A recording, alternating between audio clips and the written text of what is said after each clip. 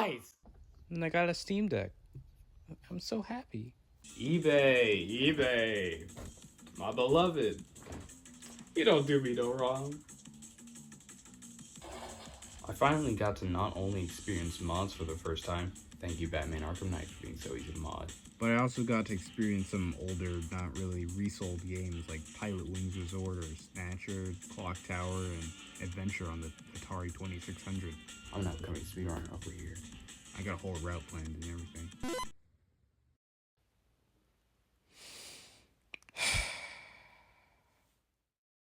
And also, I got to play some games that I've always wanted to play but never got around to or never got the chance to. Like, do you ever have a game that you say you like despite never actually playing? For the sake of my argument, say yes. For me, that game was Sonic the Hedgehog 3. Why? I just preferred the Sonic sprite in that game. It's literally it. It was also weird that it was my favorite considering that despite Sonic and Knuckles, it was the only classic Sonic game I've yet to beat.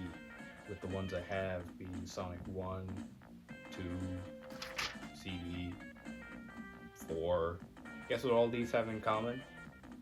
They share a platform with the fabled game Horse Frankie Beats.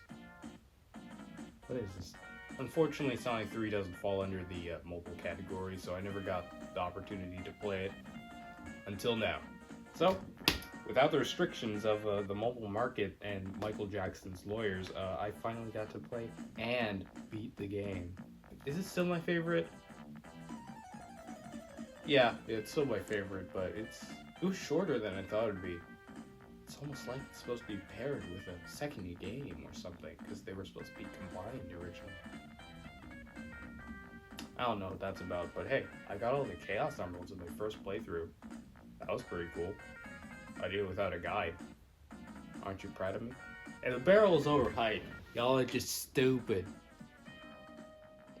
How do I save in Sonic and Knuckles, please? I'm sorry. I like Sonic and Knuckles, and I played a good chunk of it. In fact, I got to the final boss. I didn't get the Chaos Emeralds this time, but I got to the final boss. I did all this work, man. I got there, and I died on my last life during the final boss, and I have to start the game over. I'm not doing all that again. Now, I'm not an RPG guy. My first snipers over rocket launchers, but I'm also not a big fan of the game genre either.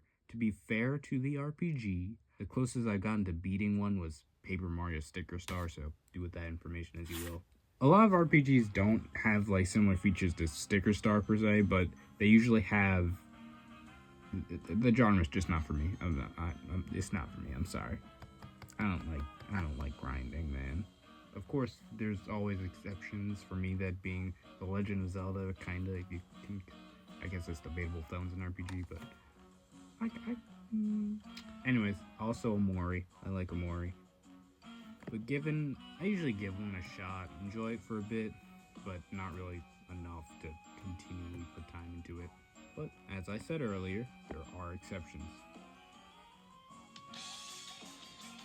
I'm probably not going to get to beat it, because it's going to be gone from Game Pass in February, and I don't really have the focus to just sit down and play this one game exclusively. But hey, I'll do the best I can.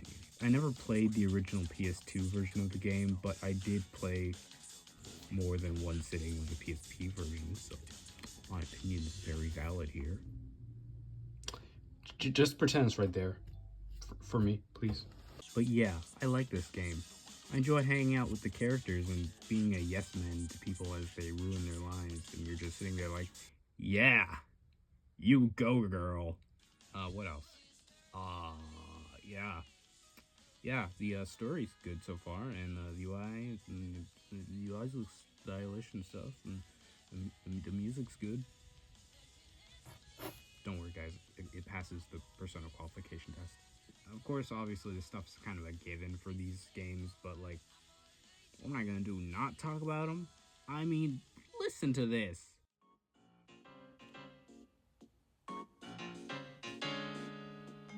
Check it out, I'm in the house like carpet. I don't like Tartarus. I'm mixed on Tartarus. I shouldn't like the combat because I don't usually like turn-based combat, but for this game, I do for some reason. or at least usually when I'm winning. I like combat when I'm winning. I call it the Mario Party mentality. But in general, as I said earlier, I'm more of a real-time combat guy instead of a turn-based guy. Tamagotchi life probably traumatized younger me from turn-based combat. I know the Tamagotchi Quest minigame is probably not the best representation of turn-based combat, but like, oh my god, I hate that game. The fights in it took forever. Sorry? No, I'm not sorry. Just to convey how long these fights are, I don't want to go back and open up my 3DS to show you. That's how miserable it is. I searched it up on YouTube and like this one video is only 7 minutes long and it feels so much longer, man. There's no way. How? I do wish I had more to say about Persona 3 Reload, but words are hard. That won't stop me from using my brain power to complain about Tomodachi Quest, of course. But when it comes to stuff I like, oh, of course, no, I can't do that. It's too difficult.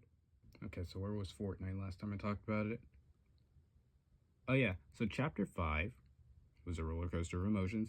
I felt joy. I felt pain.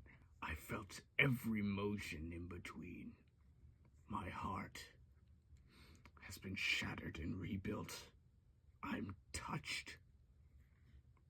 Season 3 was pretty cool.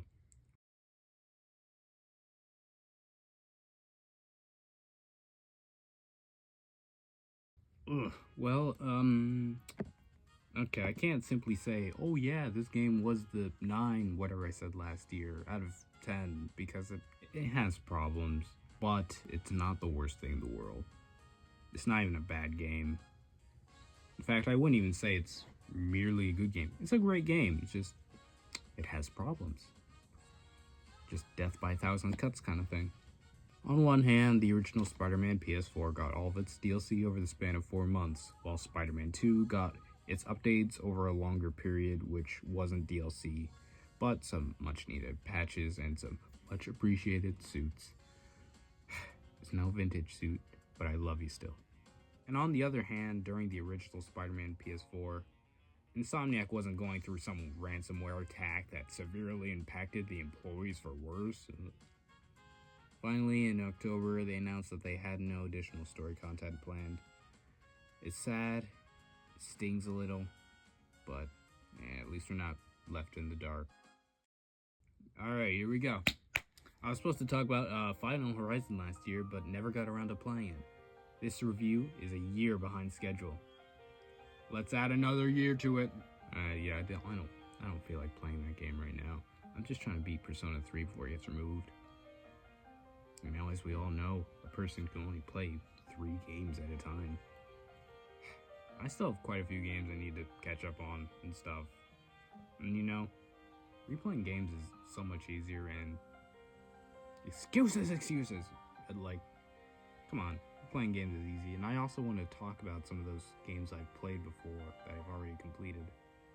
Whether it be its own short video or just a small segment in these December videos, because as you can tell by the length of these videos, I'm not very good at expressing my thoughts in detail without sounding generic or repeating things other people have said better than I could have. And I don't really want to bloat out my video if I'm just being surface level and repetitive. So if I had to guess from a pre-editing, from a recording perspective, just recording the audio, if I had to guess the length of this, it's probably going to be like 7 or 8 minutes max. If it's longer, how you doing, me? How you doing editing me? How you doing?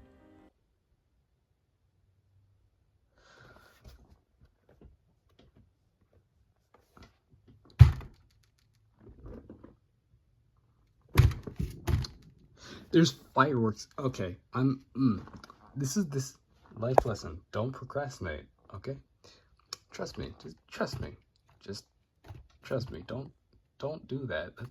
I had to cut out a segment because I was lazy, but like also I didn't have time. I was gonna talk about Fortnite. I had all this to say on it and stuff, you know? I just didn't feel like recording. I was like, yo, I'll do that later. I don't got no later. How am I doing? Shut up.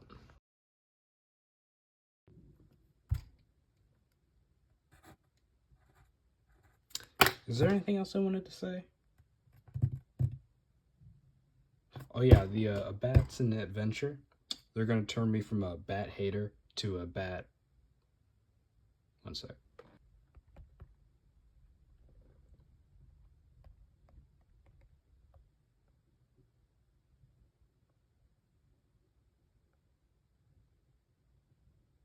You know what? I think I'll just stick to being a bat hater. Yeah. Sorry to all the bat fans out there.